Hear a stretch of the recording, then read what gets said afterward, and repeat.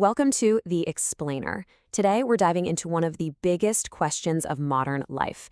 Is there a trade-off between growing as a person and starting a family? A lot of us feel this real tension between chasing our own ambitions and, the traditional path of building a family. It can really feel like you have to pick one, like it's a zero-sum game. Well, this explainer is all about unpacking the deep societal shifts that are going on behind that feeling. Okay, so to really get to the bottom of this, we first have to look at how our core priorities have just completely changed. This isn't just about what you or I choose, it's about a massive evolution in what our society teaches us to value. I mean, for basically all of history, society was built around the group, the family, the community. Your choices were all about survival for everyone. But over the last 100 years or so, that's been totally flipped on its head. Now, the focus is all inward. It's about my happiness, my fulfillment. And this isn't just some passing trend. There's a really powerful theory that explains exactly how this massive shift happened. All right, let's get into it. The concept is called the second demographic transition. And honestly, it explains so much about why our lives and our choices around family look so different from, say, our grandparents' generation. So what does that actually mean? Well, in simple terms, it's a huge society-wide pivot from we to me. It's all about these new ideas spreading, ideas about what makes a good life. We're moving away from just surviving and providing for the group and towards a life built around personal growth and feeling fulfilled. Now, this is where it gets really interesting. Check out the contrast.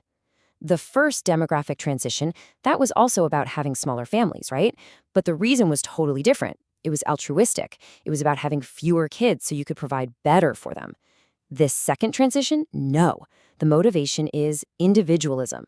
It leads us to put off having kids or maybe not have them at all so we can focus on ourselves, on our relationship with our partner.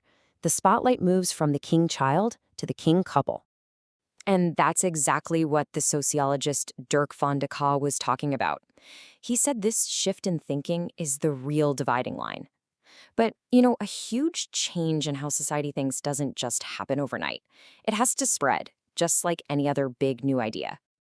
And there's a name for this process, the diffusion of innovations. It basically shows how these new individualistic values went from being kind of fringe ideas to being completely mainstream. Think about it. They spread through conversations with friends, through what we see in movies, on social media, until they become the new normal. And that has a huge impact on our biggest life decisions, like if we start a family, and when, and with whom. Okay, so if this new big goal is self-realization or individual fulfillment, what does that even mean? Is it just a feeling, or can we actually define it? Well, as it turns out, we can. Yeah, psychologists have actually developed a scientific way to look at well-being. Building on the ideas of people like Abraham Maslow, modern positive psychology has tried to figure out what it actually means to flourish. And one of the best tools for that is something called the PERMA model. Right, so PERMA, it gives us 5 solid, measurable pillars for what a flourishing life looks like. It's a fantastic roadmap, really, for understanding what self-realization is in practice. Let's break it down really quick. First up, P is for positive emotion. This isn't about being happy 24/7, that's not realistic. It's about really cultivating those feelings of joy, hope, and gratitude, which helps make us more resilient. Next, E is for engagement. You know that feeling when you're completely lost in an activity? Some people call it being in the zone or finding your flow. That's what this is. It's about using your unique strengths to take on a challenge. Then we have R for relationships. This one is absolutely huge. We're social animals, right?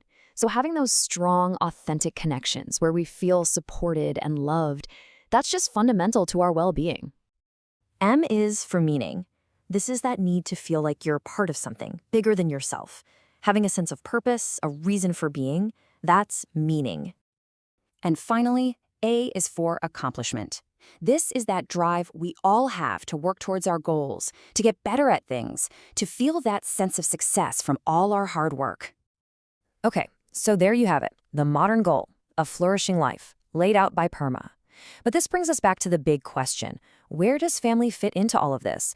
Is it something that gets in the way, or could it actually be a path to flourishing?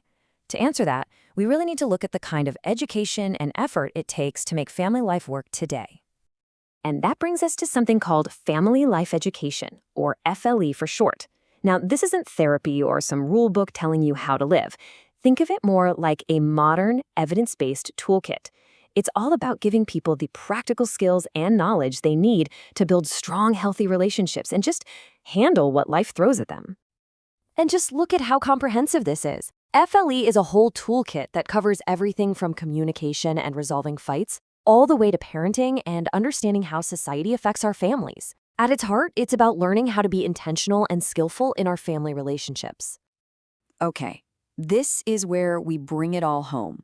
We've looked at the big societal shift that created this tension, and we've explored the frameworks for what it means to flourish and what it takes to build a strong family. So now, let's put them together. And this is where it all clicks.